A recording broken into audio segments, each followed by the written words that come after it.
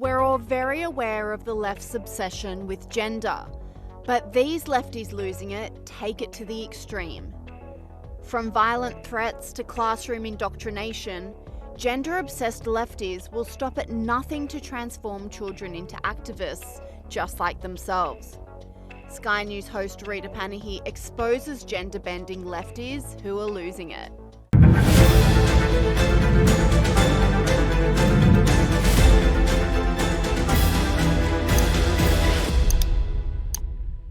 This unhinged lefty launched a violent tirade against anyone who dares to question the trans agenda. Now let's hear from this totally sane and sensible soul. This trans activist just wants to stab people. What could go wrong? Not to be like overly dramatic or anything, can we just start stabbing transphobes at this point?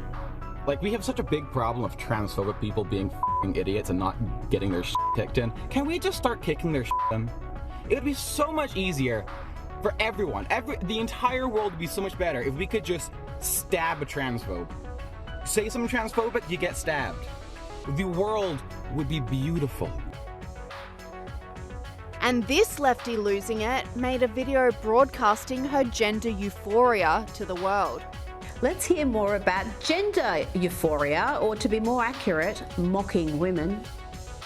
Things that give me gender euphoria, but it gets increasingly more unhinged doing housework. There's just something that's so mommy-coded about destroying a mountain of dishes or like crisply folding laundry. Beating men. Not like physically beating men, but like winning against men in like sports or a video game or life itself. Also, the color green. I understand that colors don't have gender, but a good green, that's just for the girls, babe. Next, I'm gonna have to say crying. Before I transitioned, I was one of those girls-boys who like never cried, and now it's everyday like clockwork, and honestly, what is girlier than sobbing uncontrollably?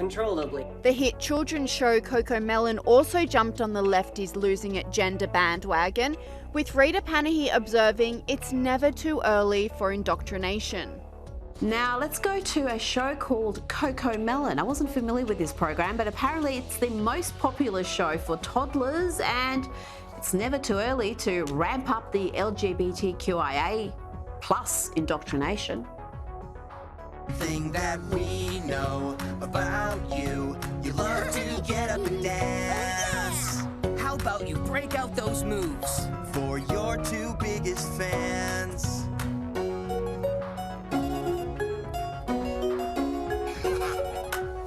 If you're not sure what to choose, think about all the things you like to do. Just be you. Just be me? Yep. when you're trying to decide. Think about all the things you like to do. Just be you. Just be me.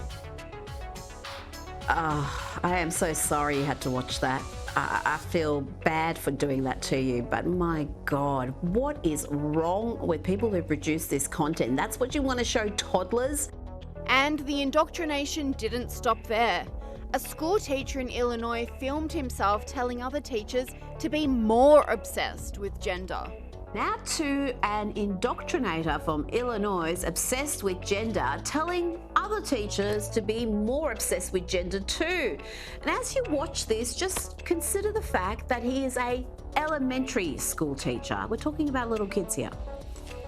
Teachers, make your classroom LGBTQ plus inclusive from the very first day. But this one's all about like classroom practice. Are you lining up your students into boy and girl lines? And remember, when you do that, if a kid doesn't particularly identify strongly with either of those, it makes them have to kind of choose something that isn't true to them. So find other ways to line up or group your kids. It could be by their student numbers, it could be by their birthday months. What if I don't identify with my birthday month? What if my birth certificate says I'm a Pisces, but I feel like a Leo? Actually stupid. Pro-Palestine protests are a cesspool of lefties losing it, who push their gender ideology alongside anti-Semitism. Now let's check in with the Queers for Palestine movement, or Chickens for KFC. So why was it important for you to come to the protest today? I came with Queers for Palestine. I'm a trans, non-binary person. I believe we're not free until everyone's free. Queer liberation queer people live in Palestine. There's pink washing going on, and people are trying to tell queer people that they can't be part of what's going on in Palestine, and I just want to be here for queer Palestinians and for every Palestinian, because what's happening is just...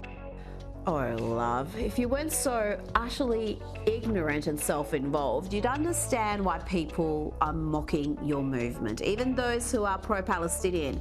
Where were you when queer people in Palestine were fleeing to Israel to avoid brutal persecution? If you don't understand that radical Islam has zero tolerance for your lifestyle, then frankly, you're too dumb to be part of any discussion. But Even Jill Biden has jumped on board with the lefties losing it, opting for a flamboyant Christmas message compared to the much more subdued Christmas wishes from Melania Trump when she was First Lady. now let's see what the Biden White House is up to and see how even the little things differ dramatically from the Trump era. Take the First Ladies and their Christmas celebrations. Now watch this and see if you can note the subtle differences between Melania's and Jill's offering here.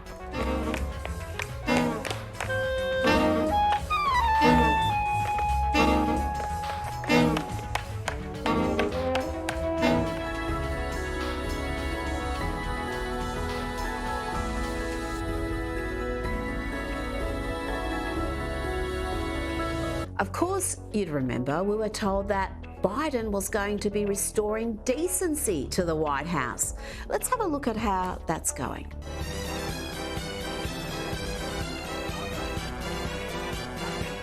That doesn't even involve Hunter and his stash.